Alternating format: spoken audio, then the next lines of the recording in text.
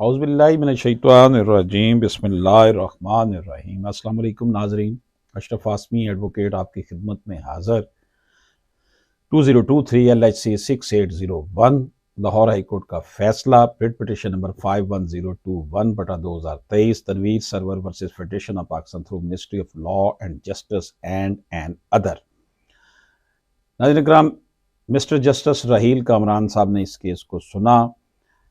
ناظرین اکرام، the petitioner invoked jurisdiction of this court under Article 199 of the Constitution of Islamic Republic of Pakistan 1973, praying for a direction to the Election Commission of Pakistan to file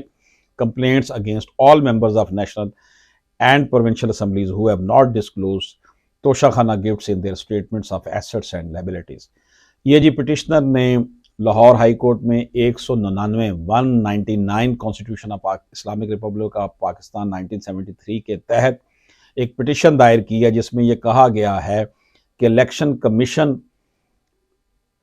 direction to the election commission of Pakistan to file complaints against all members, کے تمام جو ممبر ہیں national اور provincial assemblies کی، ان کے خلاف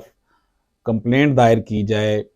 جن لوگوں نے اپنے جو ایسٹس اور لائبلٹیز شو کی ہیں اس میں توشاخانہ گفٹ جو ہیں، توشاخانہ کے جو گفٹ ہے ان کی تفصیل نہیں دی۔ اس حوالے سے جو ہم اس میں ایشو ڈسکس کریں گے کہ کیا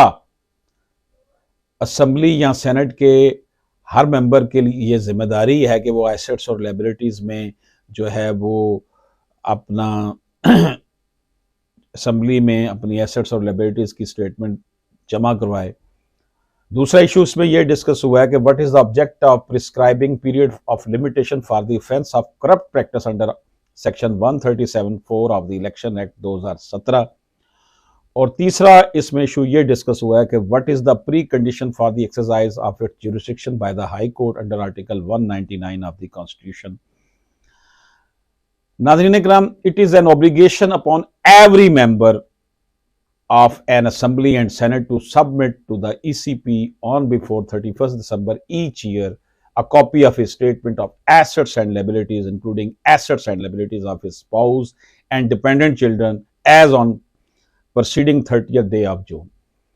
تو 30 جون کو مالی سال ختم ہوتا ہے، 30 جون تک جو اس نے گوشوارے جمع کروائے تھے اور جو اس کے ایسٹس اور لائبلٹیز ہیں، یہ سارا کچھ وہ 31 دسمبر ہر سال جمع کروائے گا، اپنی بیوی کا یا اپنے خامند کا اگر عورت اسپاؤس کی بات کی گئی ہے، اور اپنے ڈپینڈنٹ بچوں کے بھی جو معاملات ہیں وہ اسٹیٹمنٹ آف ایسٹس اور لائبلٹیز جمع کروائے گا ECP کے پاس، الیکشن کمیشن آف پاکستان کے پاس۔ اسی طرح the object of prescribing period of limitation for the offense of corrupt practice under section 137(4) of the Election Act 2017 is to quicken the prosecution of complaints and to rid criminal justice system of inconsequential cases displaying lethargy, inertia or indolence, and to make it more orderly, efficient and just۔ اس کا جو مقصد ہے criminal procedure، یہ جو offense of corrupt practice under section 137(4) of the Election Act 2017 کا، اس کا مقصد یہ ہے کہ کرپشن کو روکا جائے۔ اسی طرح جو تیسرا ایشو اس میں جو ڈسکس ہوا تھا، the High Court exercise jurisdiction under Article 199 of Constitution where 199 کے تحت high court 199 article of constitution of Pakistan کے تحت ہائی کورٹ وہاں پر اپنے جو ہے نا وہ اختیارات استعمال کرتا ہے جہاں پر وہ یہ سمجھے کہ کوئی اور جو ہے وہ راستہ نہیں ہے aggrieved party کے لیے for addressal of its grievance۔ Petition میں جو grievance بتائی گئی ہے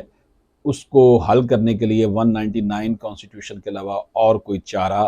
نہیں ہے۔ اجازت دیجیے، اللہ حافظ۔